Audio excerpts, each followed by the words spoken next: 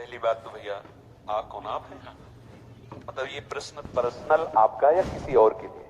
हाँ, क्योंकि हमारे यहाँ पर्सनल ही वार्ता होती है, लोक व्यवहार के लिए। इसमें कोई शर्माने की जरूरत नहीं। इसमें आपने लिखा व्यसन में डूब करके जो कुक्रिया करते हैं एवं उनसे होने वाली जो खराब परिस्थितियां वे कैसे ठीक हो। पहली बात, हम जो व्यसन करते हैं उसे हमें छोड़ना चाहिए, क्योंकि जिस आप खुद स्वीकार करते हैं कि व्यसन से प्रेरित होकर ही शास्त्र विरुद्ध आचरण हो रहा है।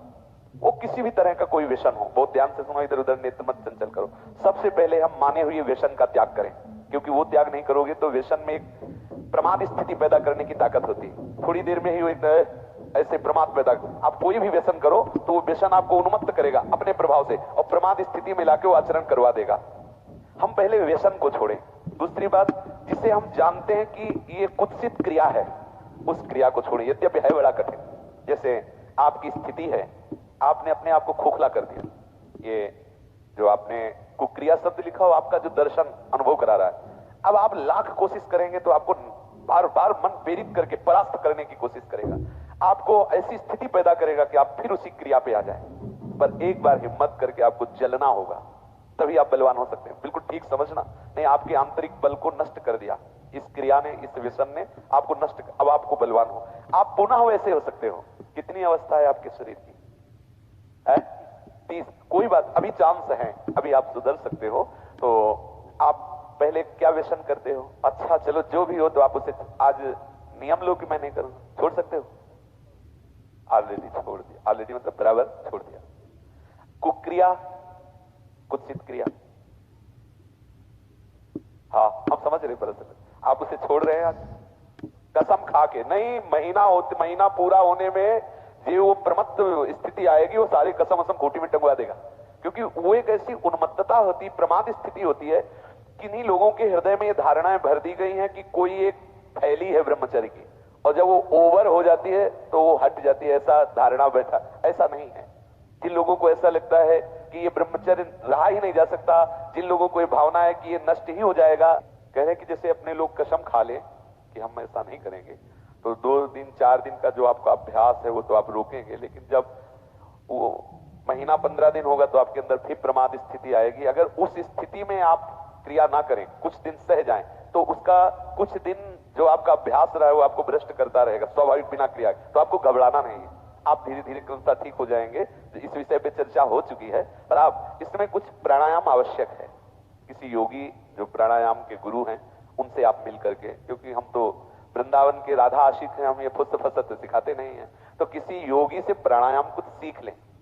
और कुछ व्यायाम, देहाती व्यायाम, जैसे दंड बैठक, दौड़ लगाना आदि को, मतलब हमारी प्राण शक्ति को थोड़ा सा व्यायाम के द्वारा एक बल मिलता है। और कुछ आहार नियंत्रण, कि हम इधर उधर की वस्तुएं न खाएं, वो उसमें पड़े हुए हैं वीडियो में कि ये चीज ना, जैसे ब्रह्मचर्य में सहायक सावधानियां, ब्रह्मचर्य में सहायक भोजन, वो उसमें उसको विस्तृत रूप से आप सुन लीजिए और उससे धारण।